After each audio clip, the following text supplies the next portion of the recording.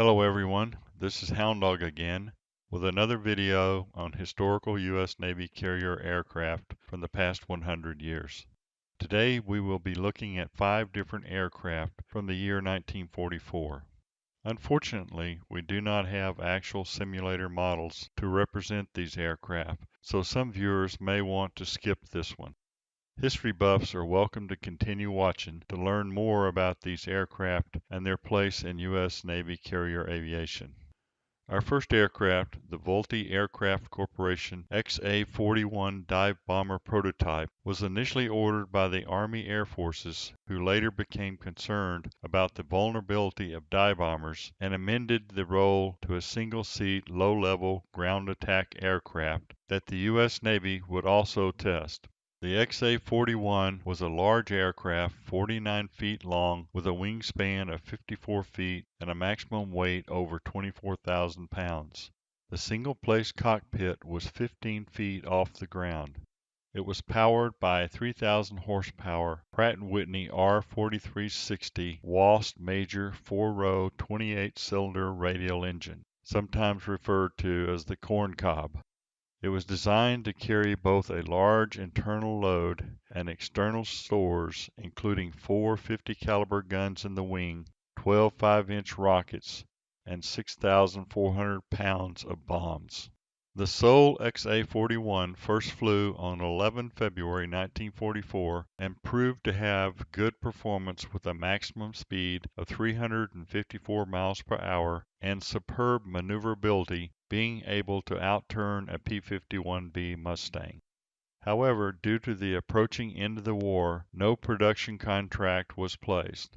The prototype was used as an engine test bed for the Army, as well as being evaluated by the Navy in comparison with other contemporary attack aircraft such as the Douglas AD-1 Skyraider and the Martin AM Mauler.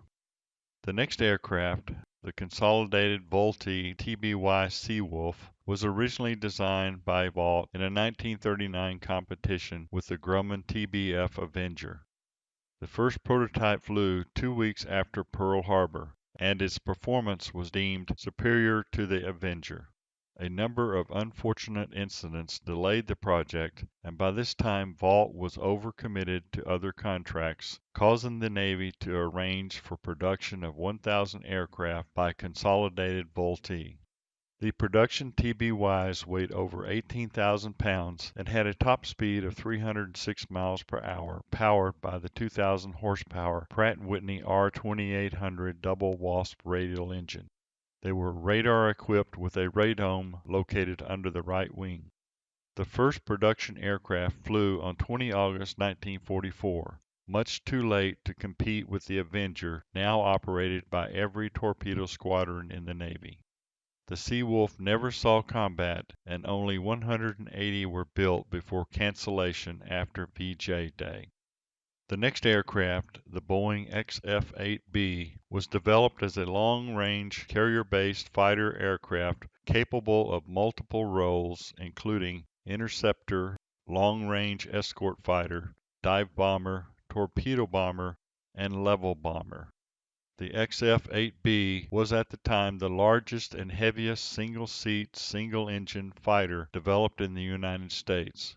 It was powered by a 3,000 horsepower Pratt & Whitney XR4360 4-row 28-cylinder radial engine, driving 2 3-bladed contra-rotating propellers for a maximum speed of 376 miles per hour. It was armed with 6 20mm cannons in the wing and an internal bomb bay. It could carry a 6,400-pound bomb load or 2 2,000-pound Mark 13 torpedoes. The first of the 3 prototypes flew in November 1944. The 2 remaining prototypes were completed after the war and continue to be tested by both the Navy and the Army. The advent of jet fighters sealed the fate of the XF-8B, which never reached full production. The next aircraft, the Curtiss XF-14C, was contracted in 1941 to the Curtiss-Wright Company for 2 prototype high-performance carrier fighter aircraft to be powered by the inline 24-cylinder liquid-cooled Lycoming Hyper engine. Armament was 4 20mm cannons in the wings.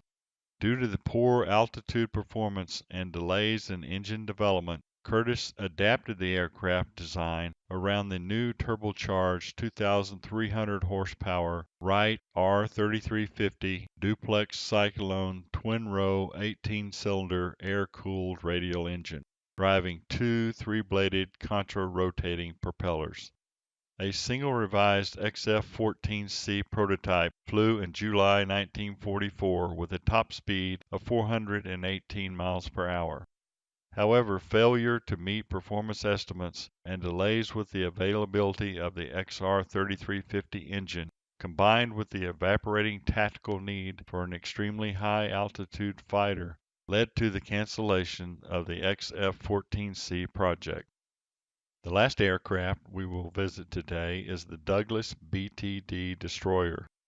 On 20 June 1941, the U.S. Navy signed a contract with the Douglas Aircraft Company for two prototype XSB-2D Destroyer two-seat dive bombers to replace both the Douglas SBD Dauntless and the Curtiss SB-2C Helldiver. The resulting aircraft was powered by the 2,300 horsepower Wright R3350 18-cylinder radial engine and had a top speed of 334 miles per hour. The destroyer weighed 19,000 pounds and had a very rare tricycle gear undercarriage. It was fitted with a bomb bay and underwing racks to carry 4,200 pounds, or two 2,000-pound torpedoes. Defensive armament included two wing-mounted 20mm cannons and two remote-controlled turrets, each with two 50-caliber machine guns. The first prototype flew on 8 April 1943. The destroyer was much faster and could carry nearly double the bomb load of the Helldiver, and orders for 358 SB-2Ds quickly followed.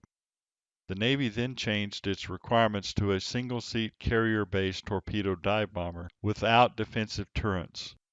Douglas reworked the SB-2D by removing the turrets and second crewman, while adding more fuel and armor, producing the BTD Destroyer. The orders for SB-2Ds were converted to BTDs, with the first one flying on 5 March 1944. First production BTDs were completed in June 1944. By the time the war ended in August 1945, only 28 aircraft had been delivered but never saw combat action. Production of the destroyer was canceled, but by this time Douglas was already working on developing the single-seat BT-2D that became the Douglas A-1 Skyraider.